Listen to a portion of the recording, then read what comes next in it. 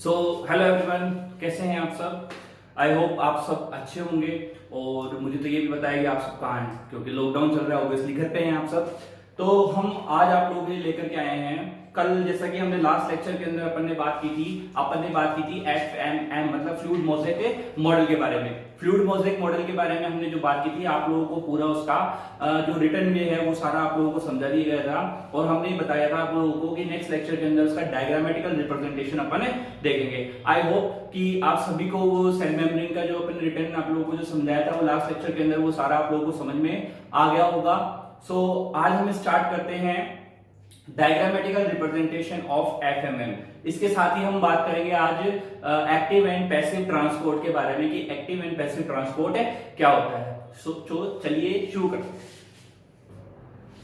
ये देखिए हमारे पास में ये है फ्लूइड मोज़ेक मॉडल का डायग्रामेटिकल रिप्रेजेंटेशन। अब ये देखिए, थोड़ा देखने को थोड़ा कॉम्प्लिकेटेड आप लोगों को लग रहा होगा, लेकिन ये बिल्कुल भी कॉम्प्लिकेटेड नहीं है। इसकी जो अपन ने आप लोगों को ट्राइलेमिनर स्ट्रक्चर दिखाई थी उसको आपको थोड़ा सा माइंड के अंदर रखना है, और ये बिल्कुल भी टिपिकल नहीं है। इसको देखिए समझना कैसे है। कि सबसे इंपॉर्टेंट अपन यहाँ से स्टार्ट करते हैं कि ये जो आप लोग देख रहे हैं, ये रेड कलर से अपन ने जो बनाई है, ये है फॉस्फोलिपिड की लेयर। ठीक है, तो ये एक फॉस्फोलिपिड की लेयर है और ये एक फॉस्फोलिपिड की लेयर है। तो एक फॉस्फोलिपिड और फॉस्फोलिपिड की लेयर, ये तो बाई लेयर हो गई ना, दो लेयर हो गई ना, तो ये हो गई फॉस्फोलिपिड बाई लेयर। तो ये पूरी की पूरी क्या है, फॉस्फोलिपिड की बाई लेयर है। तो ये दो लाइन आपको समझ में आ गई कि रेड वाली जो चीजें यहाँ पे अपन ने बनाई है वो है फॉस्फोलिपिड। ठीक है, क्लियर।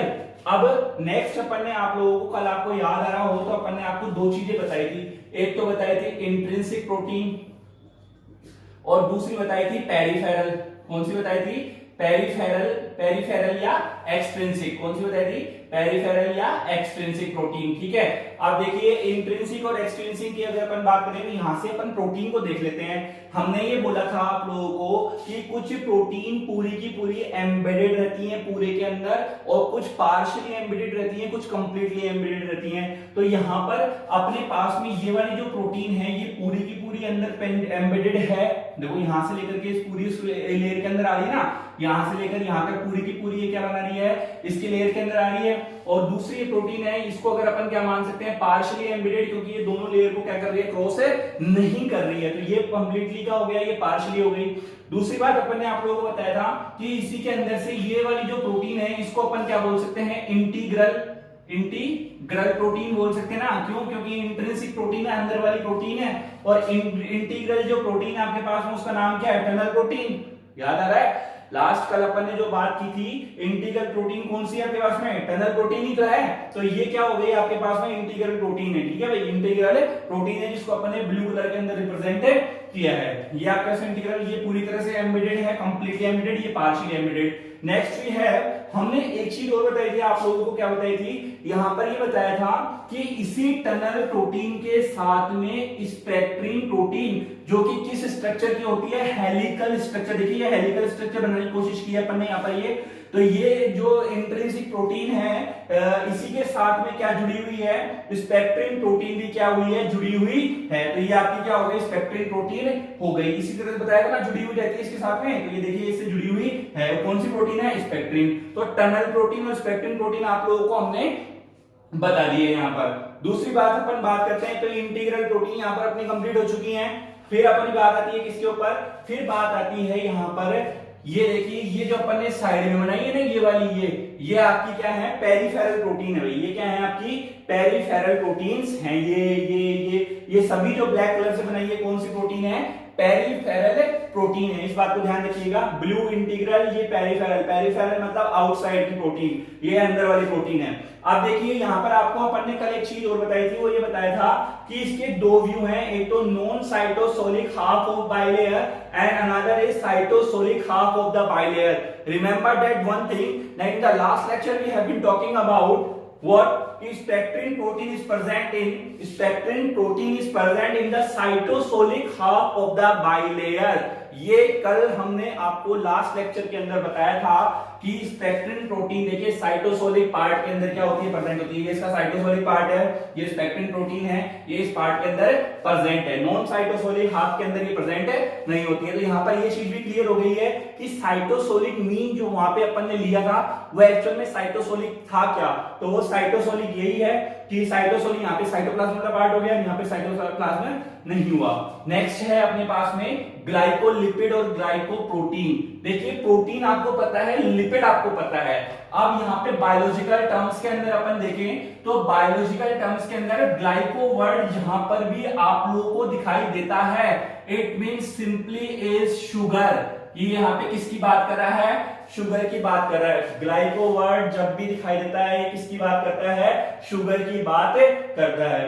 यहाँ पर एक चीज और है अपने पास में, वो क्या है, वो है मैंने ये बताया था प्रोटीन की स्ट्रक्चर के अंदर आपको कोलेस्ट्रॉल भी देखने को मिलता है। ये सम अमाउंट के अंदर होता है, कुछ अमाउंट के अंदर ही होता है। इसको मैकेनिकल सपोर्ट ये प्रोवाइड करवाता है। और ये कोलेस्ट्रॉल ये वाला देखिए हमने बताया रेड डॉट, उसके ऊपर ब्लू कलर की अपन ने क्या किया, अंडरलाइनिंग की है। तो ये आपके पास में क्या हो गया, कोलेस्ट्रॉल हो गया। ये सारी की सारी आपके सामने हो गई किसकी स्ट्रक्चर हो गई, फ्लूइड मोजेक मॉडल की स्ट्रक्चर हो गई। सबसे इंपॉर्टेंट बात जो यहाँ पर है, अपन ने यहाँ पर पोर्स दिखवाए हैं आपको, ये पोर्स दिख रहे हैं अपने को।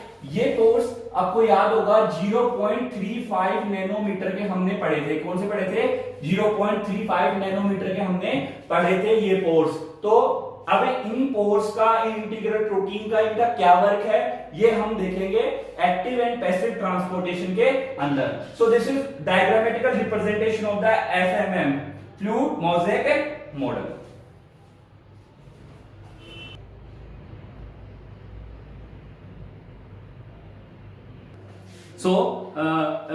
अपने पास में जो नेक्स्ट टॉपिक है after the FMM fluid mosaic model के बाद में हमारे पास में नेक्स्ट है transportation through cell membrane. How कि अगर अपन देखें कि अगर एक सेल मेम्ब्रेन के अंदर से ट्रांसपोर्टेशन किसी भी मॉलिक्यूल का कैसे हो सकता है, तो वो अपने को देखना है। तो देखिए the important work of plasma membrane is the transportation of molecule.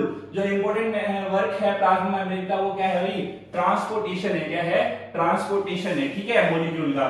तो plasma membrane is selective permeable. जैसे देखिए मैंने आप लोगों को बताया था कि ये सिलेक्टिव करके ही आगे भेजती है, जिस चीज की जरूरत है या नहीं है वो सिलेक्टिव रहती है। और ये दोनों एंड से सिलेक्टिव रहती है, ऐसा नहीं है एक साइड से सिलेक्टिव रहती है, ये दोनों एंड से, बोथ साइड से क्या है, सिलेक्टिव परमिएबल के रूप में काम करती है।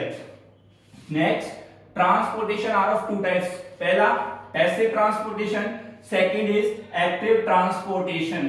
पहला is transportation, second is active transportation. देखिए पैसिव में क्या होता है, when any molecule passes the membrane without using of energy। अगर कोई भी मॉलिक्यूल मेम्ब्रेन में से बिना एनर्जी का उपयोग करे पास हो जाता है, मतलब कि वो काम करने के लिए उसको एनर्जी की जरूरत नहीं पड़ती है, then this is known as passive transportation. अब बात ये आती है कि सर ऐसा कैसे पॉसिबल है कि हम बिना एनर्जी के ही कोई चीज क्या करें, अपन वहां से ट्रांसपोर्ट कर लें। तो इसका सीधा सा जो एग्जांपल अपने पास में है, तो कोई भी चीज जो अपनी हायर कंसंट्रेशन से होती है वो लोअर कंसंट्रेशन की ओर ऑटोमेटिकली चली जाती है। ये चाहे हर गैस के लिए हो चाहे लिक्विड के लिए हो, ये दोनों के लिए काम करती है। जैसे अगर हम कहीं जा रहे होते हैं रास्ते के अंदर, तो अपने को कोई फ्रेग्रेंस आती है, खुशबू आती है अपने को, तो वो भी कहीं से अपने पास से कोई निकलता है तो वो खुशबू उसकी हायर कंसंट्रेशन से लोअर कंसंट्रेशन की ओर आती है। इसी प्रकार से कहीं कोई स्मेल या कोई बदबू अपने को आती है, वो भी वहां से हायर कंसंट्रेशन से लोअर कंसंट्रेशन की ओर, मतलब कि ये टेंडेंसी है कोई भी चीज अपनी हायर कंसंट्रेशन से लोअर कंसंट्रेशन की ओर ऑटोमेटिकली क्या है, चली जाती है। So in passive transportation molecule always moves from their higher concentration to the lower concentration। Molecule हमेशा अपनी हायर कंसंट्रेशन से लोअर कंसंट्रेशन, मतलब कि देखिए जैसे एग्जांपल ले लेते हैं अपन कि अपन जब पानी टंकी में चढ़ाते हैं, है ना, तो टंकी में जब पानी अपन चढ़ा देते हैं ऊपर चला जाता है, तो ऊपर से नीचे आने के लिए अपने को कोई एनर्जी की जरूरत नहीं पड़ती है। मतलब जो टंकी पर पानी जो अपन टैप ऑन करते हैं, तो जो टंकी में पानी गया हुआ है वो टंकी के अंदर गया हुआ पानी अपन जैसे टैप ऑन करते हैं तो वो ऊपर से नीचे आ जाता है। तो ऊपर से नीचे आने का मतलब ये हो गया कि उसको वहां से क्या मिल रहा है, नीचे आने के लिए फ्लो मिल रहा है, उसकी कंसंट्रेशन ऊपर हाई है तो वो नीचे इजीली आ सकता है, उसमें कोई एनर्जी नहीं लग रही है उसकी। लेकिन यही जब पानी ऊपर वाटर टैंक के अंदर खत्म हो जाता है तो अपने नीचे वाले जो वाटर टैंक से अपन ऊपर चढ़ाते हैं उसके लिए अपने को एनर्जी देनी पड़ती है। वो जो एनर्जी अपन देंगे वो एक्टिव ट्रांसपोर्टेशन के अंदर आएगी, और वो जो वाटर टैंक से नीचे जो पानी आ रहा है वो पैसिव ट्रांसपोर्टेशन के अंदर आ जाता है। तो it is clear that what is active transportation और पैसिव ट्रांसपोर्टेशन। और आपको पता है एनर्जी हमेशा एटीपी की फॉर्म के अंदर होती है। ATP means adenosine triphosphate. ATP means adenosine triphosphate.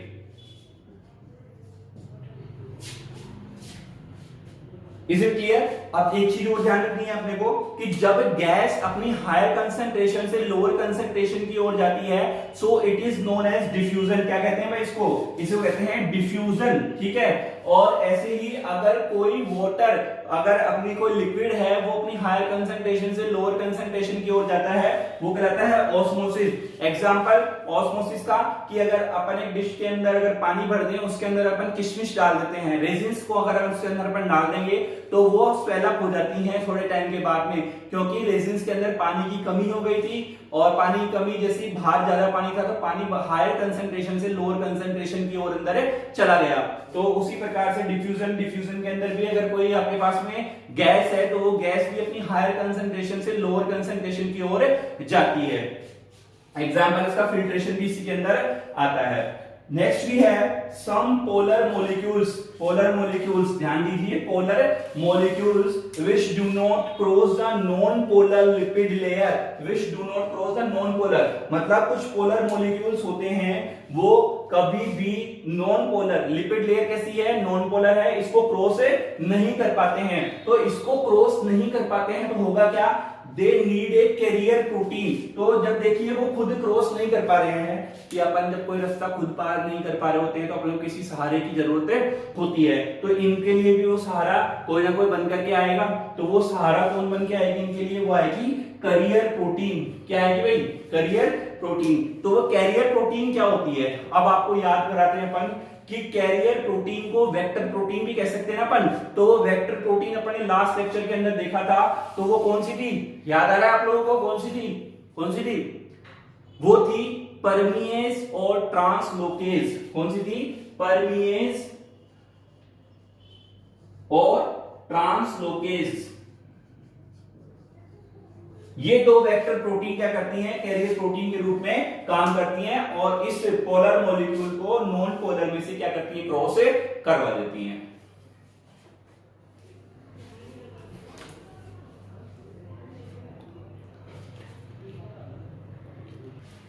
So देखिए next we have active transportation after the passive transportation.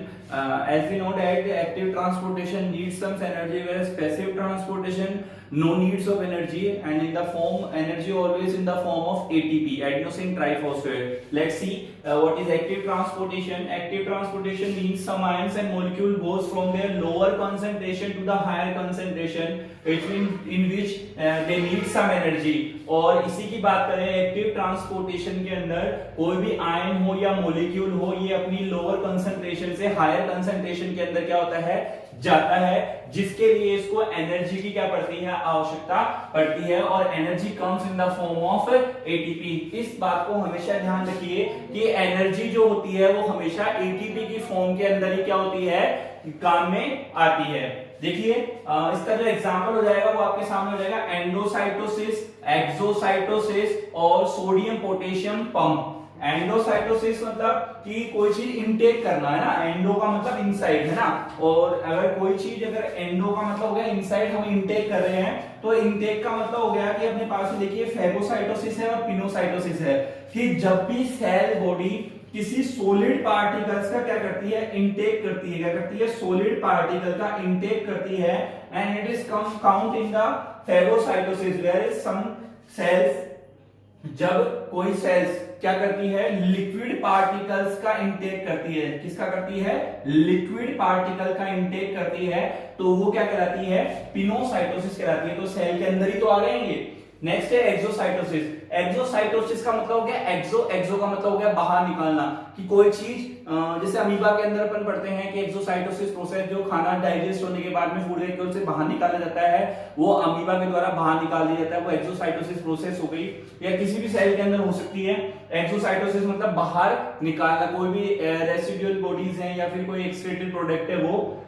इसका अनदर नेम है वो है एनियोसाइटोसिस और सेल वोमिटिंग। सेल वोमिटिंग इसलिए कहते हैं क्योंकि सेल एक प्रकार से जो एडिशनल मटेरियल है उसके अंदर जो बेकार वेस्ट प्रोडक्ट है उसको क्या करती है, बाहर निकाल देती है। नेक्स्ट है सोडियम पोटेशियम पंप। आप लोगों को पता है कि सेल मेम्ब्रेन के अंदर सोडियम पोटेशियम पंप होते हैं, जिसके अंदर ये क्या करते हैं, चैनल्स की सहायता से सोडियम आयंस और पोटेशियम आयन एक सेल से बाहर और अंदर आते जाते रहते हैं। ठीक है, नोट डाल के यहां पर अपन ने आप लोगों को एक बात बताइए, sugar present in the cell membrane is oligosaccharide. जो शुगर प्रेजेंट है सेल मेम्ब्रेन के अंदर वो कैसी है, ओलिगोसैकेराइड टाइप की है।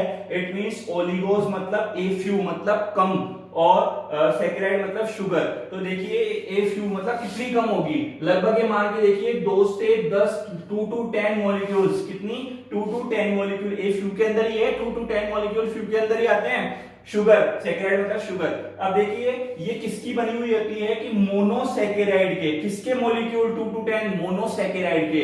मोनोसैकेराइड के अंदर क्या हो गया कि सिंपल शुगर को मोनोसैकेराइड कहते हैं। जैसे एग्जांपल हो गया मोनोसैकेराइड का ग्लूकोज, फ्रुक्टोज, ग्लैक्टोज, ये इसके एग्जांपल है किसके, एक सिंपल शुगर। सिंपल शुगर मतलब मोनोसैकेराइड, और मोनोसैकेराइड के 2 से ज्यादा मॉलिक्यूल मिलकर क्या बनाते हैं, ओलिगोसैकेराइड को बनाते हैं।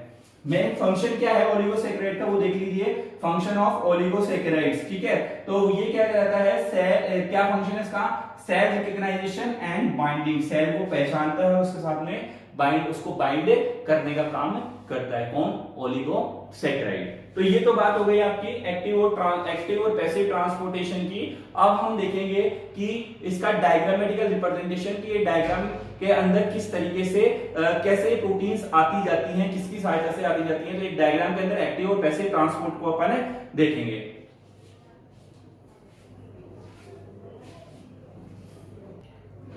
So this is a diagrammatical representation of transportation through cell membrane। मतलब हम एक्टिव ट्रांसपोर्टेशन और पैसिव ट्रांसपोर्टेशन का डायग्रामेटिकल रिप्रेजेंटेशन देखें तो अपने को इस तरह से दिखाई देगा। अब देखिए इसमें हो क्या रहा है, आपने को सबसे पहले 2 चीजें समझनी है यहाँ पर। पहली तो क्या है, पहली तो ये है पैसिव ट्रांसपोर्टेशन। पैसिव ट्रांसपोर्टेशन हमने आपको बताया था कि इसके अंदर एनर्जी की जरूरत नहीं होती है। तो देखिए कैसे नहीं हो रही है एनर्जी की जरूरत, कि यहाँ पर एक मॉलिक्यूल है जो ट्रांसपोर्ट होने के लिए बिल्कुल रेडी है। देखिए रेड वाले जितने भी मॉलिक्यूल्स हैं इसको अपन ने यहाँ पे शो किया हुआ है, मॉलिक्यूल्स टू बी ट्रांसपोर्टेड, मतलब ट्रांसपोर्ट होने के लिए मॉलिक्यूल्स जो रेडी हैं वो ये के ये हैं सारे। ठीक है, अब देखिए है क्या कि ये ट्रांसपोर्ट होने के लिए मॉलिक्यूल रेडी है, ये भी और ये भी।